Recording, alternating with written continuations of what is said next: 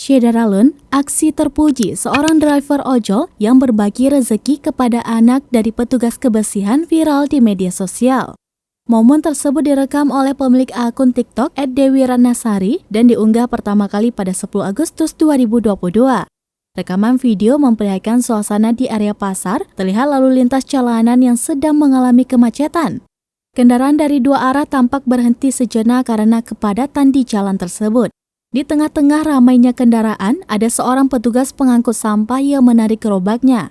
Pria itu membawa serta seorang bocah yang diduga merupakan anaknya. Bocah itu duduk bersandar di depan gerobak sampah yang sedang ditarik sang ayah. Hal tersebut rupanya menyita perhatian seorang driver ojol yang berada tepat di depan petugas kebersihan tersebut. Ketika kepadatan mulai terurai, driver ojol tersebut mulai melanjutkan perjalanan. Sebelum pergi lebih jauh, driver ojol itu mendekati anak dari petugas kebersihan. Driver ojol mengambil uang, kemudian diberikan kepada anak petugas kebersihan. Ia tampak terkejut saat diberi uang oleh driver ojol yang tidak ia kenali. Bocah tersebut yang semula tampak lesu seketika duduk tegak. Sembari melihat uang di genggaman tangannya, ekspresi bocah itu terlihat bahagia karena diberi uang oleh driver ojol yang dermawan. Momen manis itu lantas menarik perhatian warganet.